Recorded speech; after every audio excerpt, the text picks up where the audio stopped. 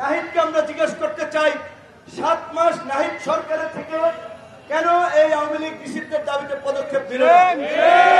খুব বেশি প্রশাসনিক তৎপরতা দেখতে পাচ্ছি না, বরঞ্চ প্রশাসন ওই রাজনৈতিক মামলাবাজির মতো আগের পরিস্থিতির দিকেই চলে গেছে।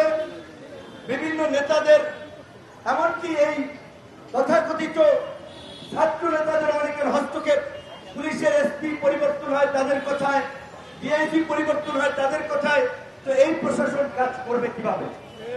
এই যে একটা প্রবাদ আছে, লোহা গরম থাকতে আঘাত করতে হয়।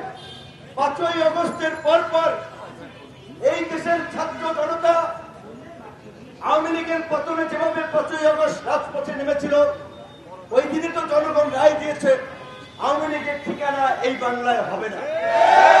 কিন্তু সরকার কেন 5ই আগস্টের পর 8ই আগস্ট সরকার গঠন করে কেন তার প্রথম প্রজ্ঞাপন আইনি সিদ্ধান্ত এই ফাঁসিদের নিষিদ্ধের পক্ষে নিল না? আজকে আমাদের নেতৃবৃন্দ বলেছেন আমরা বিভাজন চাই না, আমরা ঐক্য চাই। জাতীয় ঐক্য এবং সংহতির মধ্যে দিয়ে আগামীর বাংলাদেশ বিনির্মাণ করতে চাই। কিন্তু জাতীয় ঐক্য সংহতির নামে যারা ভাওতাবাজি করছে তাদেরকে আমাদের চিনতে হবে।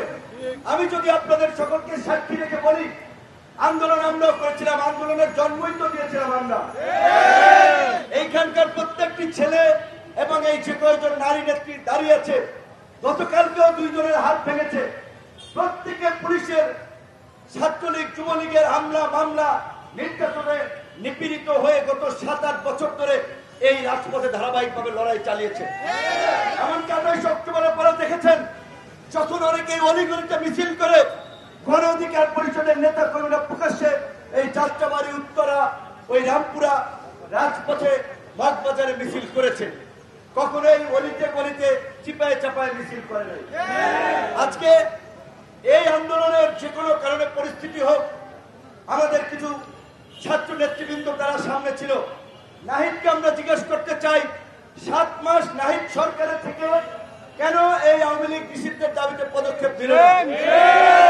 নাহিদ আসিফ মাহফুজ সরকারের বিশেষ সহকারী ছিল, সেখান থেকে তার প্রমোশন হয়ে তিনি উপদেষ্টা হয়েছেন।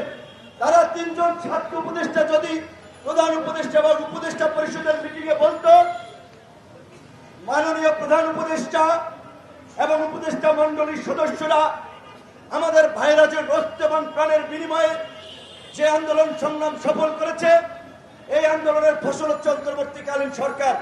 সেই সরকারে আমি একজন ছাত্র প্রতিনিধি, আমার যোগ্যতা ছিল না, আমার বাপদাদারও যোগ্যতা নাই। আমরা এসেছি শুধুমাত্র এই ছাত্রদের কৃপায়, তাদের সমর্থনে। তাদের দাবি হচ্ছে ফ্যাসিবাদকে চিরতরে নির্মূল করে নতুন রাজনৈতিক বন্দোবস্ত প্রতিষ্ঠা করা। আপনি প্রধান উপদেষ্টা, প্রথম সিদ্ধান্ত ফ্যাসিবাদকে নিষিদ্ধ করুন।